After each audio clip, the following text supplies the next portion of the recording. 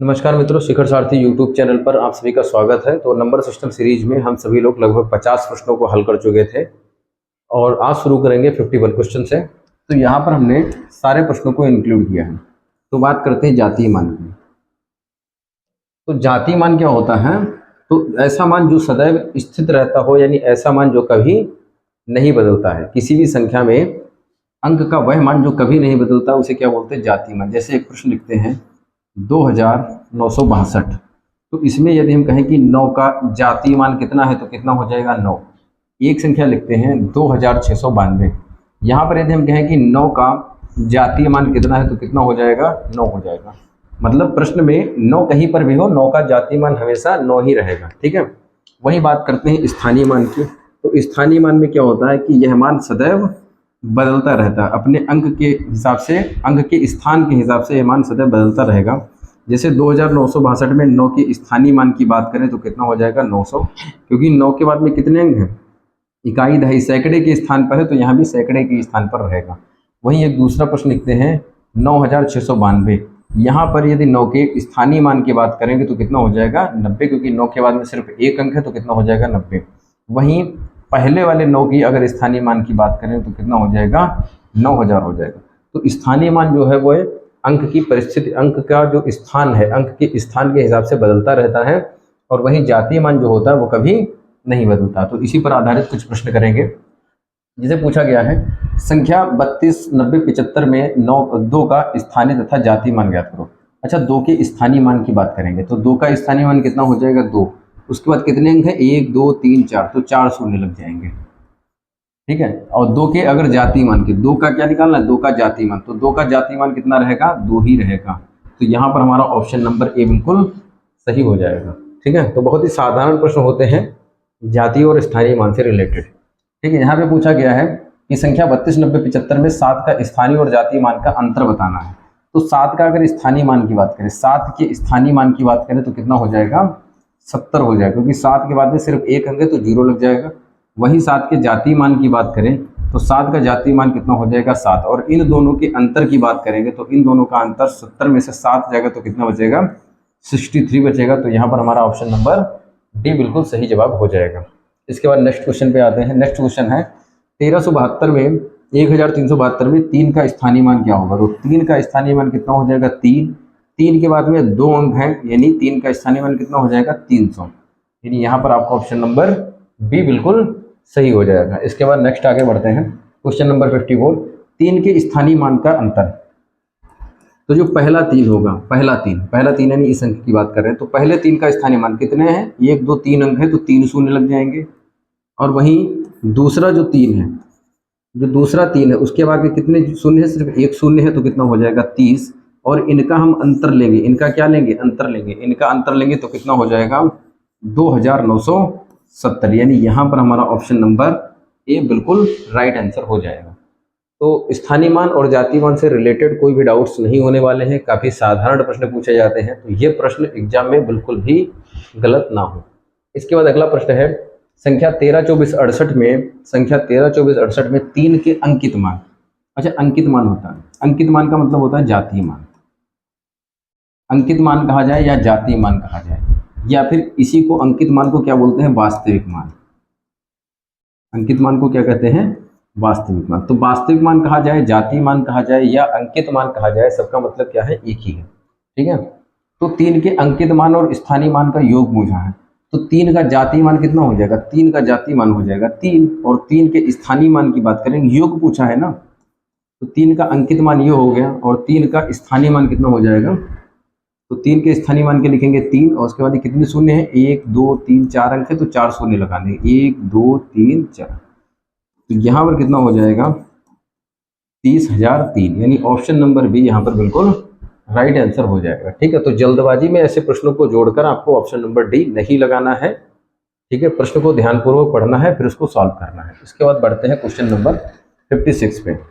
6 का वास्तविक मान यानी अंकित मान और स्थानीय मान। तो यहाँ पर वास्तविक मान कहा जाए या अंकित मान कहा जाए या जातीय मान कहा जाए या जातीय मान कहा जाए, इन सभी का अर्थ एक ही है। तो यहाँ पर 6 का जातीय मान देखेंगे तो 6 का जातीय मान कितना हो जाएगा? 6 हो जाएगा। और 6 का स्थानीय मान योग कहाँ है? और 6 के स्थानीय मान की बात करेंगे तो 6 का स्थानीय मान कितना हो जाएगा 6, और 6 के बाद में कितने 1 2 3 अंक हैं तो 3 शून्य बढ़ा देंगे, ठीक है। तो इनका योग कितना हो जाएगा 6006। हमारे प्रश्न का उत्तर कितना हो जाएगा 6006, यानी ऑप्शन नंबर सी बिल्कुल सही हो जाएगा, ठीक है। इसके बाद नेक्स्ट प्रश्न की ओर बढ़ते हैं। तो अगला प्रश्न है संख्या 12.2543 में 3 का स्थानीय मान क्या होगा। तो यहाँ पर 3 का स्थानीय मान पूछा गया, तो 3 कहाँ पर है, यहाँ पर है, 3 कहाँ, यहाँ है। तो स्थानीय मान 0.0003, ये 3 का स्थानीय मान होगा। लेकिन यहाँ में जो विकल्प दिए गए हैं वो भिन्न के अकॉर्डिंग दिए गए हैं, तो यहाँ से दशमलव अगर यदि हम हटाएंगे तो दशमलव का 1 2 3 4 अंक हैं, तो नीचे कितने 4 शून्य बढ़ जाएंगे, तो 4 शून्य ऑप्शन नंबर डी में है। तो यहाँ पर हमारा विकल्प नंबर डी बिल्कुल सही हो जाएगा, ठीक है। तो यहाँ तक के प्रश्न लगभग हैं, आपको बेहतर तरीके से समझ में आ रहे होंगे। किसी भी प्रश्न से रिलेटेड कोई भी डाउट है कमेंट बॉक्स में उस प्रश्न क्रमांक को अवश्य रूप से लिखें, ठीक है, अवश्य रूप से उस प्रश्न क्रमांकों को लिखना है। इसके बाद आते हैं 58 पे 5 के स्थानीय मानों का अंतर। तो जो पहला 5 है, मतलब इस 5 की बात कर रहे हैं, तो यहाँ पे कितने शून्य लगेंगे हमारे 1 2 3 4, तो 5 के बाद 1 2 3 4, और जो दूसरा 5 है, जो सेकंड 5 है हमारा, ये सेकंड 5 ये है, तो इसके आगे 1 शून्य लगेगा यानी 50, और यहाँ पर इनके अंतर की बात कही गई है, तो इन दोनों संख्याओं का ले लेंगे, अंतर ले लेंगे, और जब इनका हम अंतर लेंगे तो कितना आ जाएगा 49,950, 49,950। तो यहाँ पर हमारा ऑप्शन नंबर बी बिल्कुल सही ऑप्शन हो जाएगा। तो जोड़ने घटाने के क्रम को इन साधारण प्रश्नों को देखकर सरल ना समझें, जल्दबाजी, मतलब देखा कि प्रश्न बहुत सरल है, फटाफट खत्म कर देते हैं, तो जल्दबाजी में यदि आप प्रश्नों को सही करने का प्रयास करेंगे, जल्दबाजी में अगर प्रश्नों को यदि आप करेंगे तो गलत होने की संभावनाएं काफ़ी बढ़ जाती हैं, और साधारण से प्रश्न यदि गलत होते हैं तो एग्जाम देने के बाद में काफ़ी बुरा लगता है। तो यहाँ पर हम लोग पढ़ लेते हैं। तो यहाँ पर जातीय मान और स्थानीय मान से रिलेटेड आपके प्रश्न जिन तरीकों से ये पूछे जाते हैं वो सारे तरीकों पर डिस्कस कर चुके हैं। अब कभी कभी संख्या पद्धति में आपसे प्रश्न पूछ देता है कि निम्नलिखित में से कौन सी संख्या परिमेय संख्या है या परिमेय संख्या नहीं है या अपरिमेय संख्या है, तो ऐसे प्रश्न पूछ देता है। तो परिमेय संख्या की डिफिनीशन पहले देखेंगे। ऐसी संख्याएं जिनको हम P/Q के रूप में लिख सकते हैं तथा वहाँ पर Q is not equal to 0, मतलब Q का मान 0 नहीं होना चाहिए, तो ऐसी संख्याओं को क्या बोलते हैं, परिमेय संख्या बोलते हैं, ठीक है। और ये संख्याएं क्या होती हैं, ये संख्याएं पूर्ण वर्गमूल, इन संख्याओं का पूर्ण वर्गमूल भी होता है। तो यहाँ जैसे देखेंगे 5, तो 5 को हम 5/1 लिख सकते हैं, -2 को -2/1 लिख सकते हैं, 7/5, 0 को 0/1 लिख सकते हैं, 22/7। अच्छा 22/7 और पाई में कन्फ्यूजन हो जाता है, तो 22/7 जो होती है वो एक परिमेय संख्या होती है, वहीं यदि ऑप्शन में पाई दिया है तो पाई एक अपरिमेय संख्या रहती है। √25 की बात करते हैं तो एक्चुअल में ये 5/1 लिखा हुआ है, √81 लिखा है तो इसको हम 9/1 लिख सकते हैं, और 2 रूट यदि 4 लिखा है, 2 रूट यदि 4 लिखा है तो इसका मतलब ये लिखा हुआ है √16, और √16 को हम 4/1 लिख सकते हैं। तो यहाँ पर जो जितनी भी संख्याएं दी हैं ये सभी संख्याएं क्या हैं, ये सभी संख्याएं निश्चित रूप से क्या है, परिमेय संख्या है। वही बात करते हैं अपरिमेय संख्या की। तो अपरिमेय संख्याओं में इन संख्याओं का पूर्ण वर्गमूल नहीं होता है, पूर्ण वर्गमूल नहीं होता है, और साथ में इन संख्याओं को P/Q के रूप में नहीं लिखा जा सकता है। तो यहाँ पर देखेंगे हम लोग, तो जो पाई है ये क्या होता है, ये अपरिमेय संख्या होती है, और यहाँ पर √2 देखेंगे तो √2 का पूर्ण वर्गमूल नहीं है, √3 का पूर्ण वर्गमूल नहीं है। अब इसकी बात करेंगे 5√5 को हम कितना लिख सकते हैं, √125, तो √125 भी पूर्ण वर्गमूल नहीं होता है। तो ऐसी सभी संख्याएं क्या हो जाएंगी, जैसे आपको दे दिया √13, तो √13 क्या हो जाएगा, एक अपरिमेय संख्या हो जाएगी। कभी कभी आपसे इस तरीके के एग्जाम्पल्स दे दिए जाएंगे, जैसे 2√4 पूछ देगा कि निम्नलिखित में से कौन सी संख्या एक परिमेय संख्या है, आपको 3 ऑप्शन इसमें से रख देगा और एक ऑप्शन ये रख देगा, तो आप यहाँ पर कंफ्यूज ना हो। तो घातांक करणी हम लोग संख्या पद्धति के बाद में वर्गमूल घनमूल पढ़ेंगे, और एक और चैप्टर है उसको पढ़ेंगे, उसके लगभग चौथा चैप्टर आपका आएगा घातांक और करणी। वहाँ पर हम इस तरीके के जितने भी प्रश्न बनते हैं उन सभी प्रश्नों को हल करेंगे, और लगभग संख्या पद्धति जैसे चैप्टर को पूरा मतलब A to Z इसके सभी क्वेश्चंस को अरेंज करने में और टाइप करने में और सारा मैटर इकट्ठा करने में लगभग 120 से ऊपर घंटे का समय लगा है। तो 120 घंटों की मेहनत है जो हम आपके साथ साझा कर रहे हैं। और इस मेहनत को आप तक साझा करने में अभी और समय लगने वाला है। लगभग 50 क्वेश्चन को जब आपसे साझा किया गया तो लगभग 2.5 से 3 घंटे की मेहनत और लगी। ठीक है, तो काफ़ी मेहनत करने के बाद में आपके सामने ऐसे प्रश्न दिए जा रहे हैं। इसके बाद देखा निम्न में से अपरिमेय संख्या है। तो अभी हम लोगों ने क्या पढ़ा था कि जो पाई होता है वो क्या होता है, अपरिमेय होता है। तो यहाँ पर हमारा ऑप्शन नंबर बी बिल्कुल सही जवाब हो जाएगा। ठीक है, इसके बाद नेक्स्ट बढ़ते हैं। नेक्स्ट है कि निम्नलिखित में से एक अपरिमेय संख्या है। तो अब इसमें से हमें देखनी है कि कौन सी संख्या क्या है, अपरिमेय संख्या है। तो यहाँ पर हमें चारों विकल्प को सॉल्व करना पड़ेगा। तो यहाँ पर हम लोग चारों विकल्प को सॉल्व करेंगे। जैसे यहाँ पर क्या लिखा है, √12/3। तो 3 से जब 12 को भाग करेंगे तो 4 आएगा। 4 का मतलब कितना होता है, √4। और √4 को हम लोग 2 बोलते हैं और 2 को हम 2/1 के रूप में लिख सकते हैं। यानी यह जो संख्या है √12/√3 यह एक परिमेय संख्या है, यह एक परिमेय संख्या है। वहीं √4/25 लिखा हुआ है। तो √4/25 सीधा सीधा दिख रहा है कि कट तो नहीं रहा है, बिल्कुल है, कट तो नहीं रहा है। चलो एक बार इसको सॉल्व करके देखते हैं। तो ये तो ऑप्शन हमारा बिल्कुल गलत हो क्योंकि ये परिमेय संख्या है। अच्छा 4 पंचे 20, इसको क्या करेंगे, 4 पंचे 20। तो यहाँ पे क्या पूछा गया था, अपरिमेय संख्या है। तो यहाँ पर 4 पंचे 20 यानी कितना आ जाएगा, √5 आ जाएगा। 4 पंचे 20। यहाँ इसको जब सॉल्व करेंगे, इसको जब हम सॉल्व करेंगे तो 7 से कट जाएगा, 7 चौक 28, 7 नाम 63। तो √9 इसको क्या लिख सकते हैं, √9 बचे √4। और √4 को कितना लिख सकते हैं, 3। और √9 को लिख सकते हैं 3 और √4 को लिख सकते हैं 2, यानी 3/2 आ गया। तो ये भी संख्या क्या है, एक परिमेय संख्या है। ठीक है, तो √20/4, 4 पंचे 20। चलो इसको एक बार हम लोग सॉल्व करके देख लेते हैं। √20/4, √20/4, तो √20/4, तो √20/4 को सॉल्व करेंगे तो कितना आएगा, 4 पंचे 20 यानी 5 आ जाएगा। तो ये जो संख्या है यह एक अपरिमेय संख्या हो जाएगी। ये क्या हो जाएगी, एक अपरिमेय संख्या हो जाएगी। और √4/25 को जब सॉल्व करेंगे, 4/25 को सॉल्व करेंगे तो देखो सिंपल सा दिख रहा है कि √4 अपने आप में क्या होता है, 2 का वर्ग होता है। √25 क्या होता है, 5 होता है। तो 2/5 बन रहा है। तो यह भी एक परिमेय संख्या है। यानी अपरिमेय संख्या कौन सी हो जाएगी, ऑप्शन नंबर सी जो विकल्प है, ऑप्शन नंबर सी जो विकल्प है यह क्या हो जाएगी, एक अपरिमेय संख्या हो जाएगी क्योंकि इसका पूर्ण वर्गमूल नहीं हो रहा है, ये p/q के रूप में नहीं बन पा रहा है। ठीक है, इसके बाद आगे लिखेंगे क्वेश्चन नंबर 15 में, निम्नलिखित में से कौन सी संख्या एक परिमेय संख्या है। निम्नलिखित में से कौन सी संख्या एक परिमेय संख्या है। तो रूट कितना लिखा हुआ है, √49। तो √49 को हम लिख सकते हैं क्या, यहाँ पर सॉल्व करेंगे हम लोग 49। तो इसको हम लिख सकते हैं 7 × 7। तो यहाँ पर लगभग इसके 4 लिखा है ना, 4। तो यहाँ पर लगभग इसके 4 गुणनखंड बनने चाहिए थे, तब तो ये पूर्ण मतलब इसका ये जो वर्गमूल का चिन्ह है ना ये हट जाता। क्योंकि यहाँ पर 4 लिखा हुआ ना, तो 4 कम से कम गुणनखंड होने चाहिए। तो 4 तो नहीं हो पा रहे। तो यह जो संख्या है ये क्या है, एक अपरिमेय संख्या है।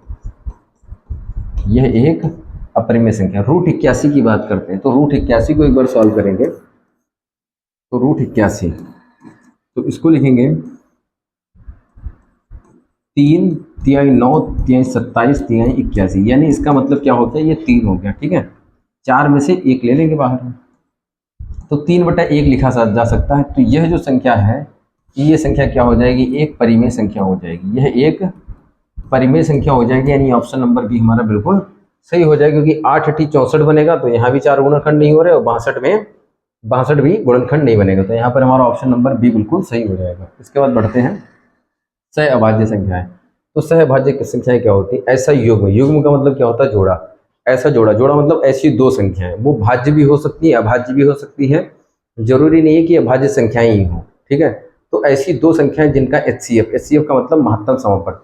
तो ऐसी 2 संख्याएं जिनका महत्तम समापवर्तक 1 हो, ऐसी 2 संख्याएं। तो यहाँ पर 5 और 21 के यदि हम HCF की बात करेंगे तो इनका HCF कितना हो जाएगा, 1। HCF मतलब 5। तो HCF निकालते कैसे हैं, छोटी संख्या से बड़ी संख्या को भाग कर देते हैं। तो 5 चौके कितना हो जाएगा, 20। यानी कितना बचा, 1। अब 1 से भाजक को भाग देंगे यानी 5 को भाग देंगे, 1 बचे 5। और जहाँ पे ये संख्याएं पूर्ण विभाजित हो जाती है, मतलब शेषफल कुछ नहीं बचता है, तो वहीं पर जो हमें भाजक दे रखा होता वही क्या हो जाता है, वही हमारा मासा महत्तम समापवर्त, या इसको इंग्लिश में HCF बोलते हैं, HCF हो जाता है। तो ऐसी यहाँ पर जितनी भी संख्या लिखी है जैसे 2 के साथ 3 आ जाए तो HCF कितना होगा, 1 होगा। जैसे 5 के साथ 7 आ जाए HCF कितना होगा, 1 हो जाए। लेकिन 10 के साथ यदि 12 आ जाती है तो HCF यहाँ कितना हो जाएगा, 2। तो 10 और 12 जो संख्याएं ये सहभाज्य संख्याएं नहीं है।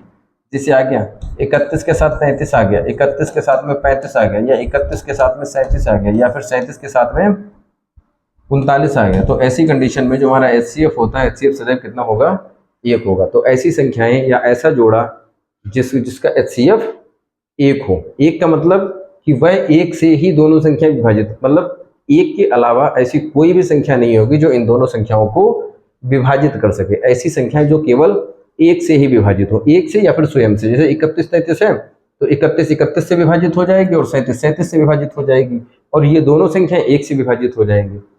ठीक है, तो ऐसी संख्याएं क्या हो जाती हैं, सहभाज्य संख्याएं हो जाती हैं। तो यहाँ पर देखेंगे निम्नलिखित युग्मों में से कौन सा सहभाज्य युग्म है। तो यहाँ पर सहभाज्य संख्याएं क्या होती हैं, कौन सा युग्म, यहाँ पर लिख लेंगे कौन सा युग्म। ठीक है, तो यहाँ पर देखेंगे 156 2 से कट रहा है तो ये ऑप्शन गलत हो जाएगा। 23 चौके 92 हो जाता है, ये भी गलत हो जाएगा। 24 और 351 संख्याएं, ये दोनों संख्याएं 3 से विभाजित हो रही हैं। 18 और 35 क्या होंगी, इन दोनों संख्याओं का HCF कितना हो जाएगा, 1 हो जाएगा। HCF निकालते कैसे एक बार देख लेंगे। 18 से जैसे हमने 35 को विभाजित किया तो 18 एक कम 18 बचा कितना, 17।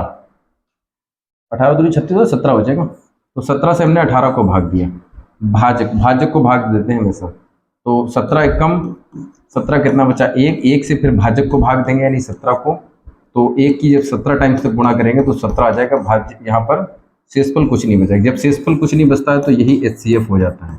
तो ये किसका HCF है, 18 और 35 का HCF कितना आ जाता है, 1 आ जाता है। ठीक है, बात क्लियर। तो ऑप्शन नंबर यहाँ पर हमारा डी बिल्कुल सही हो चुका है। तो इसी प्रकार से हम लोग एक बार 24 और 351 का चेक कर लो चाहो तो इसी तरीके से। 24 के साथ 351, इसका HCF 1 नहीं आएगा क्योंकि 1 आता तो ये भी सहभाज्य हो जाता। 24 से कम 24, तो 5 में से 4 गया 1 और 3 में से 2 गया 1। अब 1 ऊपर से उतारेंगे, अभी देखो पूरी संख्या भाग नहीं गई तो इसको भाग करेंगे। तो 24 पंचे 120 होता है ना, 24 पंचे 120 ज़्यादा हो जाएगा। 24 चक्कू करेंगे तो 4 चक्कू 16 का 6 बचा कितना, 1 और 4 दूनी 8 और 1 9। इसमें से 96 घटाएंगे तो 11 उधर बचा, 4 उधर बचा, 11 4 कितना हो जाता, 16। तो यहाँ 16 बचा। 16 से 24 को भाग करेंगे, 16 एक कम 16 बचा कितना, यहाँ पे 4 बचा। तो 4 से 16 को भाग करेंगे, 4 चक्कू 16, यानी इन संख्याओं का HCF कितना हो जाएगा, 4 हो जाएगा। 35 और 30 1 मिनट 24 4 4 8 बचेगा, 8 बचेगा यहाँ 8।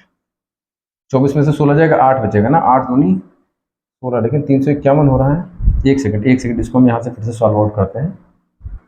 ठीक है, तो 111 11 वहाँ पे बचा और 4 यहाँ पर बचेगा 4।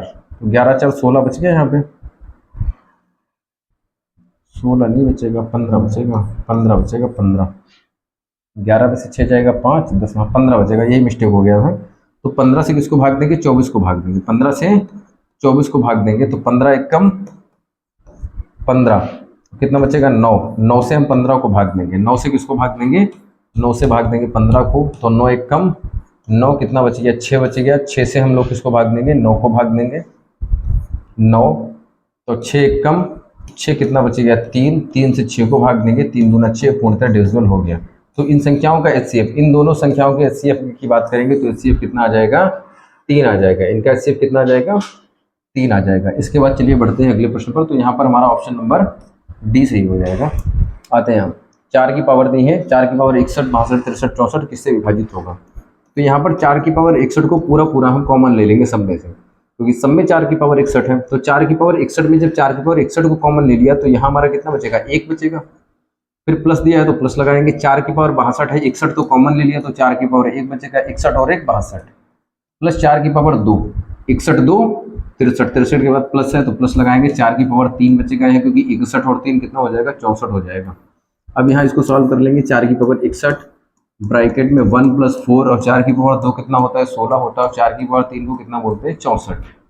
तो 4 की पावर 61, इन सभी को जब हम ऐड करेंगे तो कितना हो जाएगा, 85 आएगा। 85 17 × 5 = 85 होता है, 17 × 5। तो ऑप्शन में ना तो 17 दिया ना तो 5 दिया है।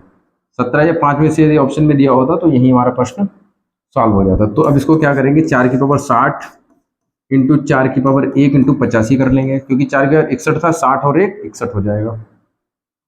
तो यहाँ जब हम 4 की पावर 60 इंटू, जब इसकी कैलकुलेशन करेंगे 85 × 4 तो 8 पंचे 40 का 0, हासिल बचा 4 8 32, 32 4 36, कितना आ जाएगा 360। तो 360 में अगर हम देखें तो कितना 36 इंटू 10 360 होता। ऑप्शन में 10 दिया गया है यानी 10 सही हो जाएगा। 36 दे रखा होता तब भी ऑप्शन सही होता, 6 दे रखा होता तब भी ऑप्शन सही होता, 4 दे रखा होता तब भी सही होता। तो यहाँ पर काफ़ी सारे गुणनखंड बनेंगे, तो जो हमें ऑप्शन में दे रखा है हमको उसके हिसाब से चलना है। तो यहाँ पर हमारा ऑप्शन नंबर ये बिल्कुल सही आंसर हो जाएगा। ठीक है, एक मिनट, 4 पंचे 20, 4 पंचे 20 का 0 बचा 2, 4 8 32 33 14, ये 340 होगा। ठीक है, ये कितना होगा 340। अच्छा 340 ये हो जाएगा, तो 10 तो यहाँ मिल गया। ठीक है, और 17 दूनी 34 होता, तो 17 भी, तो 17 ऑप्शन दिया होता, 10 दिया होता, 85 दिया होता, तो इस तरीके के ऑप्शन रहते। तो हमको यहाँ पर 10 मिल चुका है, तो 10 यानी ऑप्शन नंबर हमारा बी एकदम सही हो जाएगा। इसके बाद बढ़ते हैं अगले प्रश्न की। 4 की पावर 61 62 63 है, तो 4 की पावर 61 को कॉमन ले लेंगे, तो यहाँ कितना बचेगा 1 प्लस 4 की पावर 1 प्लस 4 की पावर 2 2। तो यहाँ 4 की पावर 61 की गुणा करेंगे किससे, 4 चक्कू 16, 4 20 और 1 21 21। तो यहाँ देखेंगे 21 में 7 भी बन रहा है, 3 भी बन रहा है, तो 7 3 21। तो ये संख्या 7 से भी कट रही है, 3 से भी कट रही है, तो ऑल ऑफ दीज है, तो ऑल ऑफ दीज सही होगा, क्योंकि संख्या 6 से भी कटेगी। अब यहाँ पे दिख रहा होगा कि 21 6 से तो नहीं कटता है, तो एक काम करेंगे ना, इसको हम थोड़ा सा कैलकुलेशन और कर लेंगे। 4 की पावर 60 गुणे 4 की पावर 1 गुणे 21 लिख देंगे। तो 4 की पावर 60 इंटू 21 चौके कितना हो जाएगा 84, और 84 जो है वो 6 से कट जाएगा, 6 कम 6 6 चौक 24। तो यहाँ पे तीनों ऑप्शन सही है, तो हम आंसर क्या देंगे, ऑल ऑफ दीज। ठीक है, क्योंकि ये हमारा 6 से भी कट जाएगा, 7 से भी कट जाएगा, 3 से भी कट जाएगा, ऑप्शन 2 दे रखा होता 2 से भी कट जाता, 42 से भी कट जाएगा। ठीक है, तो काफ़ी सारी संख्याएं हैं जिनसे ये संख्या कटेगी। तो हमको ऑप्शन में 3 7 6 दे रहा, तो 3 7 6 यहाँ पर भी है, यानी ऑल ऑफ दीज हमारे इस प्रश्न का उत्तर हो जाएगा। इसके बाद बढ़ते हैं अगले प्रश्न पे। अगला प्रश्न दिया है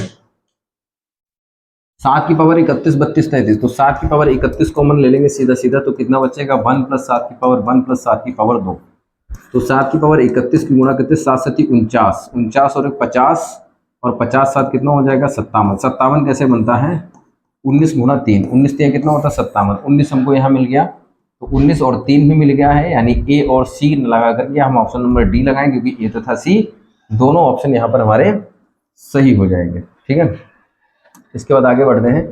3 की पावर 21 22 23 24, तो 3 की पावर 21 कॉमन लेंगे। बिल्कुल सेम इट सारे प्रश्न हैं यहाँ पर, तो ढेर सारे प्रश्न इसलिए कर रहे हैं ताकि आपका रिवीजन अच्छा हो, या सीखने के साथ साथ रिवीजन भी बेहतर होता रहे, तो इसीलिए काफ़ी सारे प्रश्न एक जैसे एक साथ रखे गए हैं।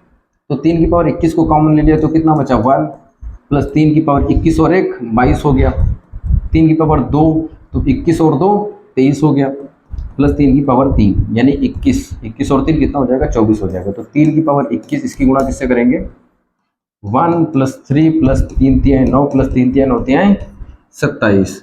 तो 3 की पावर 21 की गुणा करेंगे 27 और 3 कितना हो जाएगा 30, 9 और 1 10 हो जाएगा, तो 30 10 40 हो जाएगा। 40 के गुणनखंड करेंगे तो 10 गुणे 4 बनेगा। तो यहाँ पर 10 हमको ऑप्शन में मिल रहा है, तो ऑप्शन नंबर 10 यानी ऑप्शन नंबर बी यहाँ पर बिल्कुल राइट आंसर हो जाएगा। इसके बाद बढ़ते हैं अगले प्रश्न पे। 100 से 1000 के मध्य किसी भी पूर्णांक के अंकों का योगफल संख्या से घटाया जाए तो परिणाम सदैव होता है, मतलब 6 से भाज्य होता है, 9 से, 2 से, 5 से, काफी सारे ऑप्शन दिए हैं। तो कोई भी संख्या ले लेते हैं, जैसे एक संख्या ले ली 100, एक संख्या ले ली 109, एक संख्या ले ली 110, एक संख्या ले ली 155, और एक संख्या और ले लेते हैं, जैसे एक सेकंड थोड़ी सी बड़ी संख्या ले लेते हैं 405। तो यहाँ देखेंगे 2 और 1 अंकों का योगफल। अब देखो पूर्णांक पूर्णांक हो गया ना, पूर्णांक किसी पूर्णांक, तो ये संख्या क्या है पूर्णांक हो गई। पूर्णांकों के अंकों का योगफल, योगफल करेंगे 2 और 1 3 आएगा, 5 4 9 आ जाएगा, 9 और 1 10 आ जाएगा यहाँ पर, और 5 5 10 और 1 11 आ जाएगा। तो पूर्णांकों योगफल संख्या से घटाने पर, तो पूर्णांकों का जो योगफल होगा इसको क्या करेंगे संख्या से घटा देंगे, संख्या से घटा देंगे। तो 102 में से 3 जाएगा कितना बचेगा 99। 405 में से यदि 9 जाएगा तो कितना बचेगा 396, और 109 में से जब 10 जाएगा तो कितना बचेगा 99, और 155 में से जब 11 जाएगा तो कितना बचेगा 144। ठीक है, तो ये सभी संख्या किससे विभाज्य है, तो ये संख्या 2 से तो विभाज्य होंगी नहीं, क्योंकि सभी संख्या क्या कुछ संख्याएं सम है कुछ विषम है। 5 से भी नहीं विभाज्य होंगी, क्योंकि संख्याओं का अंतिम अंक 5 है, 0 होना चाहिए, तो इससे भी नहीं विभाजित होंगी। इसके बाद 6 देखते हैं, 6 के लिए संख्या सम होनी चाहिए, तो क्या सभी संख्याएं सम है? सारी संख्याएं सम नहीं है, तो 3 से भी तो बचा ऑप्शन डी यानी 9 से विभाजित हो जाएंगी बिल्कुल। तो 9 9 18 9 से कट जाएगा, 6 3 9 9 18 9 से कट जाएगा, 9 9 18 9 से कट जाएगा, 4 4 8 9 और 9 भी 9 से कट जाता। तो ये सभी संख्याएं जो होंगी क्या होंगी? 9 से पूर्णतः विभाज्य हो जाएंगी। ठीक है, अब देखते हैं 2 अंकों की एक संख्या जैसे 25 25 32 32 को दोहराकर 4 अंक की संख्या बनाई जाती है। इस प्रकार कोई भी संख्या सदैव किस संख्या से विभाजित होगी? तो ये संख्या सदैव 3 अंकों की सबसे छोटी संख्या क्या होती है? 3 अंकों की सबसे छोटी संख्या क्या होती है? 101। तो ये सभी संख्याएं क्या होती हैं? 101 से पूर्णतः विभाजित होती हैं। सीधा सा समझ लेंगे शॉर्टकट में कि जैसे कोई संख्या 25 दी है, उसकी गुणा यदि आप 101 से कराते हैं तो रिजल्ट कितना आएगा? 25 25। यदि कोई संख्या आपको दे रखी है 32 32 नहीं 32 तो ऑप्शन में दिया, ये लिखा हुआ यहाँ पर, जैसे 42 की गुणा यदि आप 101 से कराते हो तो रिजल्ट आपको क्या मिलता है? 42 42। यदि आप 63 की गुणा 101 से करते हैं तो रिजल्ट कितना मिलता है? 63 63। अब इस संख्या को जैसे 63 63 को यदि आप 101 से विभाजित करेंगे तो रिजल्ट कितना आएगा? 63 63। ठीक है, बात क्लियर है? इसी प्रकार से एक और इसी टाइप का ये नोट कर लेंगे, लिख लेंगे आप लोग, वीडियो को पॉज करके इसको लिख लेंगे। इसी प्रकार से एक और प्रश्न इसमें बनता है, वो प्रश्न क्या हो? अब यहाँ पे आपको दे दिया गया 3 अंकों की छोटी से छोटी अभाज्य संख्या, अब आपको पता ही नहीं 3 अंकों की छोटी अभाज्य संख्या, तो कहाँ से प्रश्न का उत्तर देंगे? ठीक है, तो 3 अंकों की सबसे छोटी से छोटी संख्या अभाज्य संख्या यहाँ पर हमने लिखवाया है पहली क्लास में, वहां पर हमने 1 से लगा करके 120 तक की अभाज्य संख्याएं लिखवाई हुई है। ठीक है, तो उन संख्याओं को 2 से 3 बार पढ़ेंगे तो आपको संख्याएं याद हो जाएंगी। अब यहाँ पर देखेंगे एक संख्या क्या होती है, जैसे एक 3 अंकों की संख्या है 231, इसकी गुणा यदि हम 1001 से करेंगे तो रिजल्ट हमें क्या प्राप्त होगा? 231 231। जैसे एक संख्या है 141, इसकी गुणा जब हम 1001 से करेंगे तो रिजल्ट हमको क्या मिलेगा? रिजल्ट हमको यहाँ पर मिलेगा 141 और 141। जैसे एक संख्या दी गई है 526, 526 की गुणा यदि हम 1001 से करेंगे तो रिजल्ट हमको क्या मिलेगा? 526 526। तो इस संख्या को भी यदि हम 1001 से भाग दे दें, 1001 से भाग दे दें तो रिजल्ट कितना आएगा? 526। तो ऐसी संख्या 3 अंकीय संख्या की पुनरावृत्ति करके यदि 6 अंकों की संख्या बन रही तो ऐसी संख्या सदैव 1000 से विभाजित होती है। वही 2 अंकीय संख्या की अगर पुनरावृत्ति करके 4 अंकों की संख्या बना ली जाती तो ऐसी संख्या सदैव 101 अर्थात 3 अंकों की सबसे छोटी अभाज्य संख्या हो जाती है। ठीक है, इसके बाद देखते हैं, ये देखिए बिल्कुल सेम प्रश्न आ गया जैसे भी समझाया था, तो इसमें कौन सा हो जाएगा? 1001 हो जाएगा। ठीक है, लेकिन यहाँ पर एक बार हम लोग चेक कर लेते हैं, क्योंकि यहाँ पर क्या दिया है, एक जैसे पिछला प्रश्न देखेंगे, पिछले प्रश्न में ऑल ऑफ दीज नहीं दिया गया, ऑल ऑफ दीज नहीं दिया गया, ऑल ऑफ दीज नहीं दिया गया, ऑल ऑफ दीज नहीं, तो इसमें क्या करेंगे? चेक करेंगे।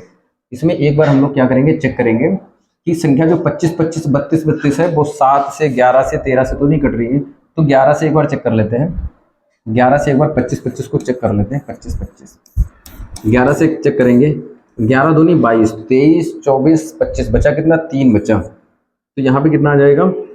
11 एकम 11 11 3 33, तो 11 दूनी 22 9 बचेगा, तो ये संख्या 11 से तो नहीं कट रही है। ठीक है, तो ये 3 अंकों की छोटी से छोटी संख्या से हमेशा विभाज्य हो जाएगी। इसके बाद बात करते हैं यहाँ देखेंगे, तो यहाँ ये जो संख्या ये 1001 से तो कटेगी ही कटेगी, 1000, अच्छा 7 से देखो कटेगी नहीं कटेगी, 11 से 13 से, तो ये संख्या यदि आपको केवल ऑप्शन यही दे रखा है, मतलब ये 3 ऑप्शन नहीं दे रखे और आपको केवल यही ऑप्शन मिल रहा है, मतलब बाकी अदर संख्याएं लिखी हैं यहाँ पर, तो आपका 1001 सही होगा। लेकिन 7 11 13 और 1001 भी यदि दे रखा है तो यहाँ पर आपका option number all of these हो जाएगा, क्योंकि ये जो संख्या होती है ना, ये संख्या 1001 से तो कटेगी, ये तो पक्का है, लेकिन 7 से भी कटती है, 11 से भी कटती है और 13 से भी कटती है, तो यहाँ पर आपका ऑप्शन नंबर ई सही हो जाएगा, आपका ऑप्शन नंबर डी ना होकर के ई सही हो जाएगा।